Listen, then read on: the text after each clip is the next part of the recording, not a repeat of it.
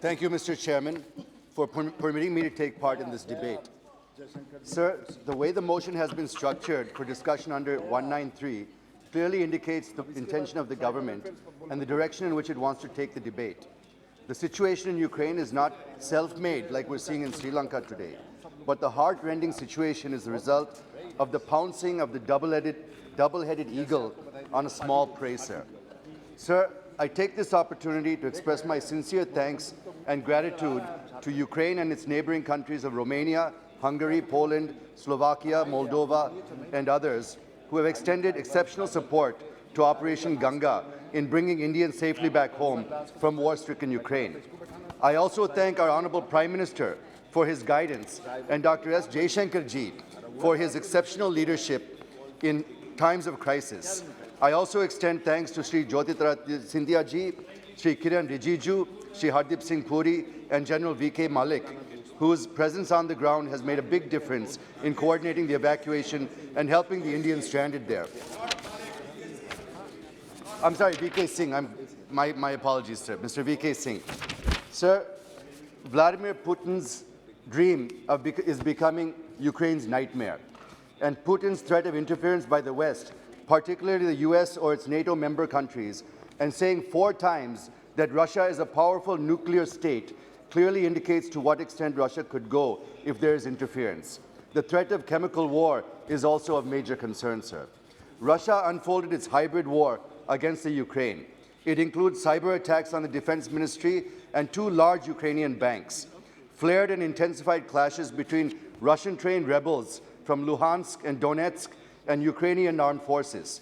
Recognizing Donetsk and Luhansk, military exercises in Belarus, carefully choreographed communication surrounding the announced troop withdrawal are all part of the toolbox, and this narrative was mastered by Russia in the case of Ukraine, sir.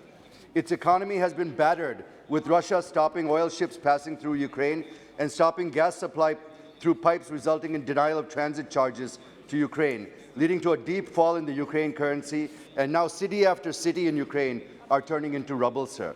The hybrid warfare sows the seeds of uncertainty, which in turn frightens the potential investors, thereby further weakening Ukraine, sir. As per the latest reports, Russian forces have encircled Chernihiv, a city between Kiev and the Russian border. Mariupol, Kherson, Melitopol, Kharkiv, etc. are under total control of Russian forces. Russia is now planning to create a corridor between the Crimea and areas held by the Russian-backed separatist forces in Donetsk and Luhansk, up to northeastern part of Ukraine, for the reasons known to all of us, sir. But we must acknowledge what is happening today in Bucha is outrageous and inhuman, sir. Sir, the stand taken by India, be it at the UN Security Council or in Quad Foreign Ministers meeting at Melbourne in the 2nd week of February, or during discussions with the UK's Foreign Minister, is welcome in my opinion, sir. I fully endorse and appreciate the Honourable External Affairs Minister's stand, which of course is the stand of India, that the group should focus on cooperation and collaboration rather than confrontation. It is true that confrontation can only escalate the situation, which is not good for any country, while cooperation and collaboration will help douse the conflict between Russia and Ukraine and ensure long-term peace and stability in the region. Sir, I agree that it is a tightrope walk for India between West and Russia. Sir, please, few more minutes, sir. I have some very important points to make. But this is what diplomacy is all about. So I suggest we take everything into consideration before making a statement. With pressure mounting from the West, led by the US, we have to make a very difficult strategic choice between principles and values on one side and pragmatism and interests on the other. Sir, I'm apprehensive that Russia-China alliance and the East-West confrontation is narrowing down our diplomatic space, and at times I feel whether the time has come where we need to move closer to the US, and whether the Quad Summit in May this year is one such opportunity for India to do so. So I wish that Honourable Jaishankar ji would throw some light on this as to where India is moving. Sir, right from Nehru to Modi, we have been adopting non-aligned approach. We have taken sides or worked closely with world powers only when national interest is involved. And the examples are 1962, 1971 wars. But at the same time, Indian diplomacy has passed through rough weather when the USSR invaded Hungary in 1956 and Czechoslovakia in 1968, or Afghanistan in 1978. But here, in the conflict between Russia and Ukraine, I don't see any national interest involved, and hence the stand taken by the Honourable Prime Minister and the government India is welcome, sir.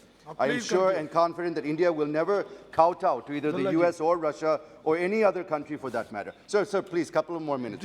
Sir, we were in a bipolar world after post-World War II. It moved into a unipolar world at the end of the Cold War.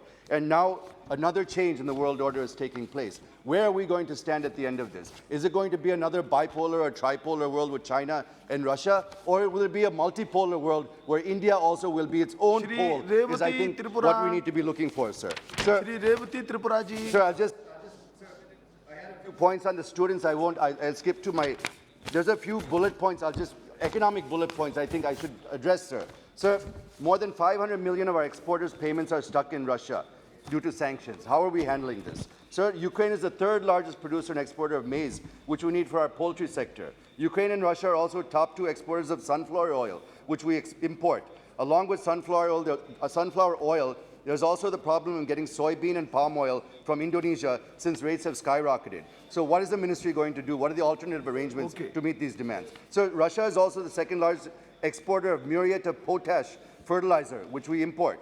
Out of 5.09 metric tons, 1/3 come from Belarus and Russia. Ukraine is also the largest supplier of urea to India. So how is government planning to address this? We're also importing crude oil from Russia, albeit less than 1%. But the petroleum minister has gone on record saying that it'll take time to fill this shortage. Also, sir, there are reports that India will import more oil from Russia and pay in rubles. Please kindly explain this. Exports from India like medicines, tea, etc. to Russia are impacted due to shipment concerns as war is blocking them and rerouting through Iran, which increases the costs. Sir, there's also a shortage of containers. So how government is planning for safe transport of our exports to Russia? Sir, I will conclude now, sir. Sir, I would not subscribe to the statement made by Mr. Biden that the stand of India is shaky. I would not subscribe because earlier America had conceded that India was an exception among its allies. So a carefully calibrated stand by New Delhi, I feel, has created a distinctive space for diplomacy by not only maintaining equidistance between the two powers, but moving towards a multipolar world